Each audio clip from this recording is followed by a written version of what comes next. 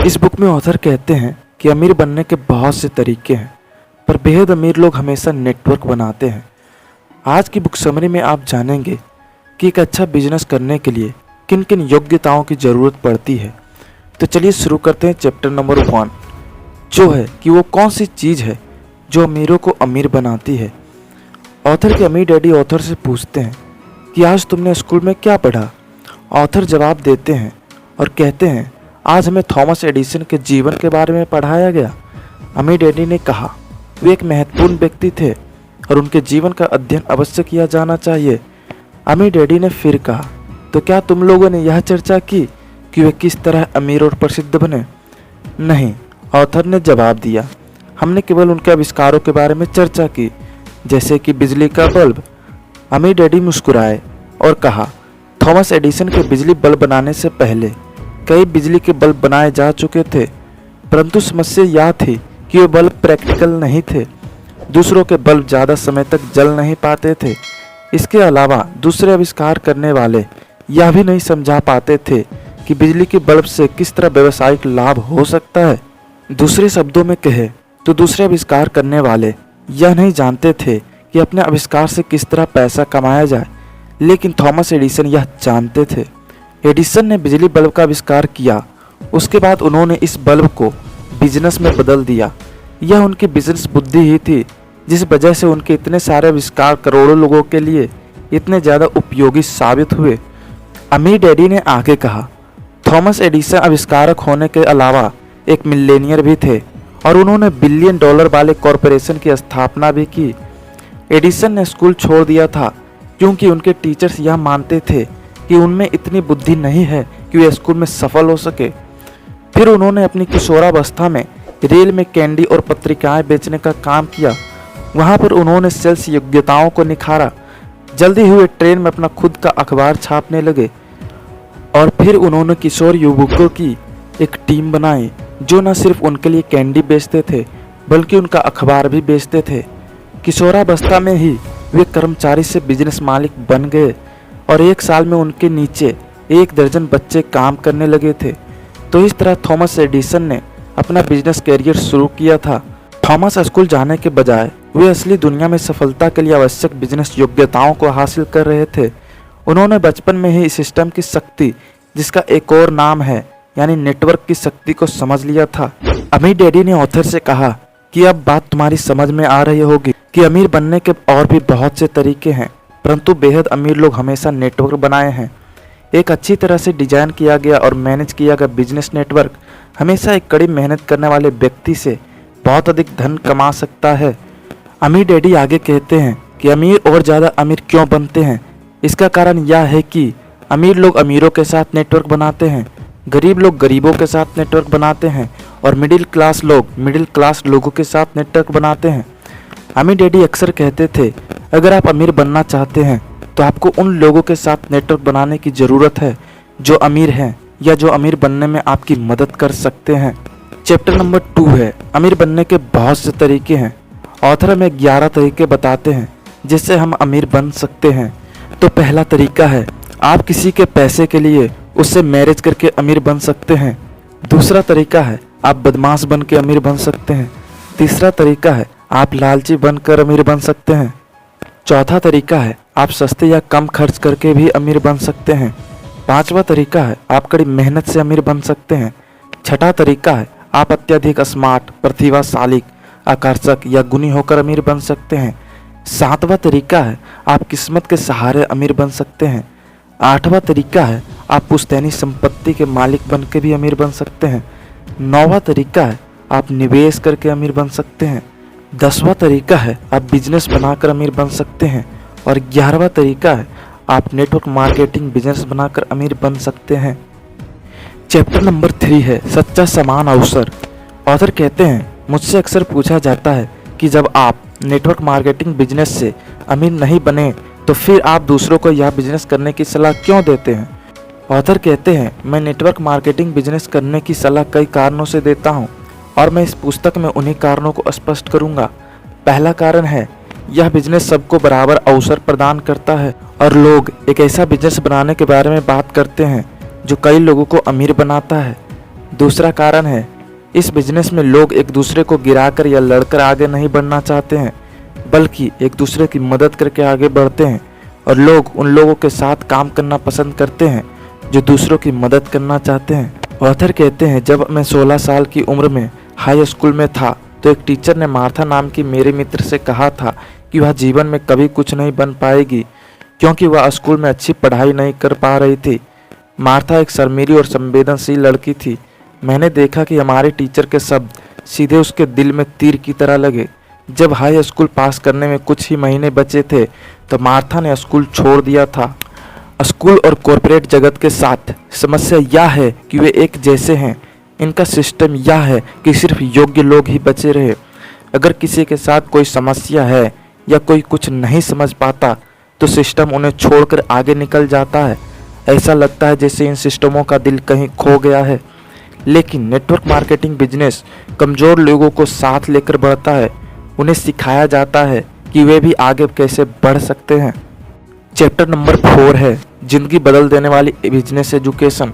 Author कहते हैं, यह सच है कि ढेर सारा पैसा कमाने का लालच कई लोगों को इस बिजनेस में खींच लाता है, परंतु मैं इस बात की सलाह नहीं देता कि आप सिर्फ पैसे कमाने के लिए नेटवर्क मार्केटिंग बिजनेस में आए।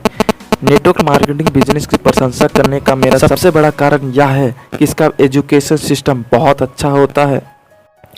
ऑथर आगे कहते हैं, मैं MBA करने के लिए बिजनेस स्कूल में इसलिए गया क्योंकि मैं कर्मचारी के बजाय बिजनेस मालिक बनना चाहता था। अधिकांश मध्यम स्तर के मैनेजरों या शिक्षकों को यह पता नहीं था कि कुछ नहीं से बिजनेस शुरू करने के लिए किन चीज़ों की ज़रूरत होती है। ज़्यादातर टीचर बिजनेस मालिक नहीं थे, ज़्यादातर टीचर कर्मचारी थे। अमीर डैडी का बिजनेस स्कूल एक ऐसा बिजनेस स्कूल था जो उन योग्यताओं पर ज़्यादा ध्यान देता था जो किसी को अमीर बनाती है। ऑथर आगे कहते हैं, जब मैं स्कूल में था तो गलतियां करने पर मुझे सज़ा मिलती थी। स्कूल में मैंने भावनात्मक रूप से यह सीख लिया कि गलतियां करने से डरना चाहिए। समस्या यह है कि असली ज़िंदगी में जो लोग सबसे आगे निकल जाते हैं वे ऐसे लोग होते हैं जिन्होंने सबसे ज़्यादा गलतियां की है और अपनी गलतियों से सबक सीखा है। नेटवर्क मार्केटिंग बिजनेस में आपको गलतियां करने, उन्हें सुधारने, उनसे सीखने और खुद का विकास करने के लिए प्रोत्साहित किया जाता है। मेरे विचार से यही ज़िंदगी बदल देने वाली शिक्षा है। जब आप अपने डर से बाहर निकल जाते हैं तो आप उड़ना शुरू कर सकते हैं। अगर आप ऐसे व्यक्ति हैं जो गलतियां करने, असफल होने के डर से आतंकित रहते हैं तो मेरा विश्वास है कि नेटवर्क मार्केटिंग बिजनेस और इसका महान बिजनेस एजुकेशन आपके लिए खास तौर पर अच्छा है। चैप्टर नंबर 5, दोस्त जो आपको ऊपर उठाएंगे, नीचे नहीं धकेलेंगे। ऑथर कहते हैं, 1976 में मेरा नायलॉन और वॉलेट बाजार में आया था। मैंने अपने 2 दोस्तों के साथ पार्ट टाइम करके इसे जीरो से शुरू किया था, जबकि मैं जेरोक्स के लिए फुल टाइम काम कर रहा था। मैं जानता था कि मैं जेरोक्स में लंबे समय तक काम नहीं कर पाऊंगा क्योंकि वॉलेट बिजनेस अब फैल रहा था और उसमें ज़्यादा समय लगाना ज़रूरी था। मुझे अब भी याद है कि मैंने अपने ऑफिस के कुछ लोगों को यह बताया था कि मुझे जल्दी ही जेरोक्स की नौकरी छोड़नी पड़ेगी और अपने वॉलेट बिजनेस को फुल टाइम करना होगा। तुम पागल हो गए हो, एक सीनियर सेल्समैन ने कहा। तुम उसमें ज़रूर असफल हो जाओगे। एक और सेल्समैन ने कहा, तुम वापस लौट आओगे। मैंने तुम्हारी तरह के अनगिनत लोगों को देखा है। लोग सोचते हैं कि वे आसमान में हैं, वे कंपनी छोड़ देते हैं और असफल हो जाते हैं और फिर अपने पैरों के बीच में दुम दबाकर वापस लौट आते हैं। 6 सेल्समैन और 2 सेल्स वुमेन यह सुनकर हंस दिए। मैंने महसूस किया कि मैंने अपने बिजनेस और सपनों के बारे में गलत लोगों से बातें कर रहा था। मुझे एहसास हुआ मैं उन लोगों से बातें कर रहा था जो मुझे ऊपर की तरफ धकेलने के बजाय नीचे की तरफ खींच रहे थे। चैप्टर नंबर 6 है, नेटवर्क का क्या फ़ायदा है। ऑथर कहते हैं, 1950 के दशक में एक नए किस्म का बिजनेस मॉडल उभरने लगा जिसे फ्रेंचाइजी के नाम से जाना जाता है। सीधे सीधे कहा जाए तो फ्रेंचाइजी एक तरह का बिजनेस नेटवर्क है। एक ऐसा नेटवर्क जिसमें बहुत से मालिक होते हैं परंतु वे इकट्ठे काम करते हैं। आज हम सभी जानते हैं कि मैकडोनाल्ड एक फ्रेंचाइजी के मालिक के पास उस नए व्यक्ति की तुलना में अधिक शक्ति होती है जो खुद का हैमबर्गर का बिजनेस शुरू करता है। अगर मैकडोनाल्ड उस नए व्यक्ति के स्वतंत्र हैमबर्गर का बिजनेस के आसपास हो तो इस बात की काफ़ी संभावना है कि उस नए व्यक्ति का बिजनेस जल्दी ही चौपट हो जाएगा, भले ही वह कितना भी अच्छा हैमबर्गर बनाता हो। इसी कारण से अमीर लोग नेटवर्क बनाते हैं ताकि अपना बिजनेस को हर जगह फैला सके। चैप्टर नंबर 7 है आपकी सबसे महत्वपूर्ण बिजनेस योग्यता विकसित करना। ऑथर जाकर अपने अमीर डैडी से पूछते हैं कि मुझे बिजनेस मालिक बनने के लिए क्या करना चाहिए। अमीर डैडी ने जवाब दिया, जाओ और सेल्स का कोई काम करो। ऑथर समझ नहीं पाए और कहा, मुझे बिजनेस मालिक बनने के लिए बेचना क्यों सीखना चाहिए।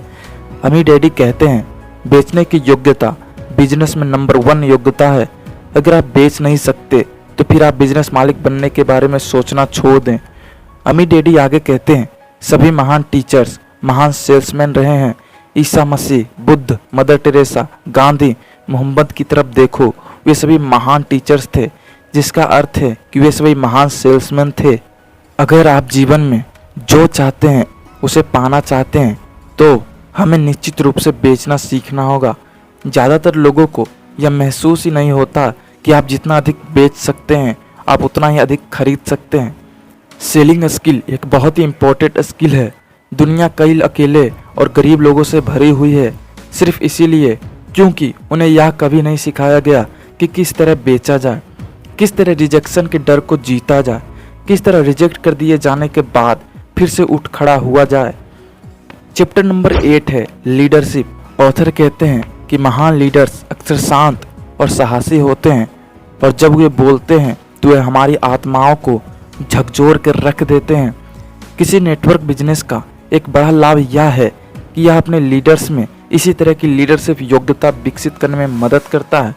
ऑथर आगे कहते हैं, मेरे लिए नेटवर्क मार्केटिंग बिजनेस के सबसे बड़े फायदों में से एक यह है कि यहाँ पर आपको लीडरशिप की ट्रेनिंग मिलती है। एक ऐसी ट्रेनिंग जो आपको अपनी सबसे महत्वपूर्ण बिजनेस योग्यताओं में से एक विकसित करने के लिए शिक्षा, समय और अवसर प्रदान करती है। लीडरशिप योग्यताएं बिजनेस में सफलता के लिए अनिवार्य हैं। बिजनेस में पैसा हमेशा सर्वश्रेष्ठ प्रोडक्ट या सेवाएं देने वाले व्यक्ति के पास नहीं आता। बिजनेस में पैसा सर्वश्रेष्ठ लीडर्स और सर्वश्रेष्ठ मैनेजमेंट टीमों के पास आता है। चैप्टर नंबर 9 है पैसे के लिए काम नहीं करना। ऑथर कहते हैं, संपत्ति किसी आदमी की वह योग्यता है जिसके सहारे वह आगे आने वाले कितने दिनों तक जिंदा रह सकता है। यदि आप जानना चाहते हैं कि आपके पास कितना संपत्ति है तो खुद से यह सवाल पूछे कि आज यदि मैं काम करना छोड़ दूं तो मैं कितने दिनों तक सरवाइव कर सकता हूं। आपका जो जवाब होगा वह आपकी संपत्ति होगी। ऑथर आगे कहते हैं, धन के 2 प्रकार होते हैं, एक वह धन जो मेहनत से आता है और दूसरा वह धन जो आपके एसेट से आता है। अगर आप जीवन भर कड़ी मेहनत करना चाहें तो धन के लिए काम कर सकते हैं जैसा अधिकांश लोग करते हैं, लेकिन आप एक फ्रीडम लाइफ चाहते हैं तो एसेट्स यानी संपत्ति बनाने पर ध्यान दें। चैप्टर नंबर 10 है अपने सपनों का जीवन जीना। ऑथर के अमीर डैडी कहते हैं, ऐसे लोगों से सावधान रहे जो आपके सपनों की हत्या करना चाहते हैं। इससे बुरा कुछ भी नहीं है कि आपका कोई दोस्त या फैमिली मेंबर आपके सपने की हत्या कर दे। ऐसे लोग जो अनजाने में या जानबूझकर इस तरह की बातें करते हैं कि तुम यह नहीं कर सकते या तुम असफल हो जाओगे, तुम सफल नहीं हो पाओगे, ऐसे लोगों से दूरी बना कर रखें। अमीर होना और बड़े घर में रह पाना उतना महत्वपूर्ण नहीं है। महत्वपूर्ण तो यह है कि आप लक्ष्य का पीछा करें, सीखें, बड़े घर को हासिल करने के लिए अपनी व्यक्तिगत शक्ति को विकसित करने का प्रयास करें। बड़े घर को हासिल करने की प्रक्रिया में आपके साथ जो होता है वह महत्वपूर्ण होता है और जो लोग छोटे सपने देखते हैं वे छोटे लोगों की तरह ही जिंदगी बिताते हैं। ये बुक समरी अब समाप्त होती है। यदि अभी तक हमारे चैनल को आप लोगों ने सब्सक्राइब नहीं किया तो कर दीजिए। Thanks for watching.